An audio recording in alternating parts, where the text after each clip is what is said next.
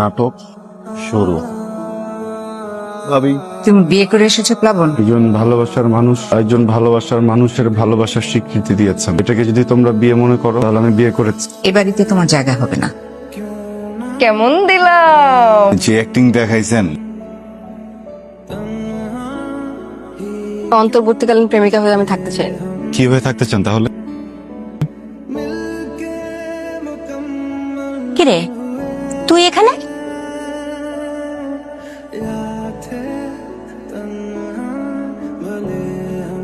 আপনার ফোনটা একটু দেওয়া যাবে? আমি একটা বিপদে পড়ে গেছি। আমি স্নিগ্ধা, ফোনটা ফেলে আসছি। আমার ফোন আমি আপনাকে কেন দেবো? কি একেবারের জন্য চাচ্ছি নাকি? একটু দেন না, ইমার্জেন্সি। কোন বাসে ফেলে আসছেন? পালাইছেন না? হ্যাঁ, একদম ঠিক ধরেছেন। বিয়ে ছিল আজ, আফ্রেডি বউ না? পুরোপুরি রেডি হবেন না? বুঝছেন তো, এবার একটু দেন প্লিজ।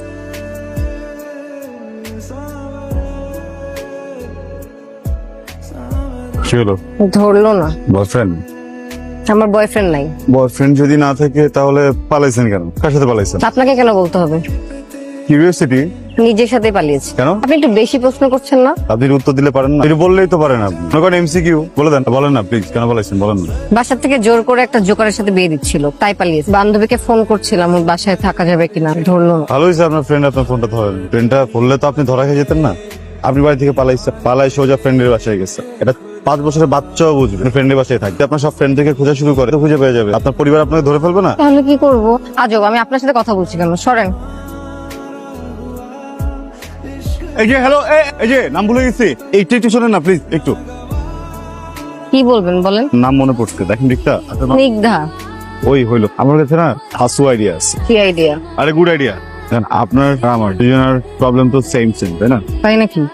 আমার একটা মা আছে, আমার মার একটা ফ্রেন্ড আছে, ফ্রেন্ডের একটা মেয়ে আছে, একটা বয়ফ্রেন্ড আছে। সবার এত কিছু থাকার পরেও যতটুকু শান্তি আছে তার জন্য তার উঠে পড়ে লাগছে। হ্যাঁ, ওই মেয়ের সাথে দিবে আমাকে। এবার আমাকে থ্রেট দিতেছে আমি যদি বিয়ে করি ফিউচারে আমার সাথে এইটা ওইটা আর কি। পুরো কনফিউশনে পড়ে গেছে। আমি করবোটা কি? নাও আইনি আমি করবোটা কি?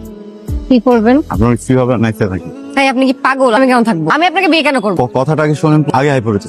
কথা শুনবেন। আপনি বিপদে পড়ছেন না, আপনার থাকার জায়গা দরকার, আপনার একটা শেল্টার দরকার। তুমি তো ফোন ধরলো না।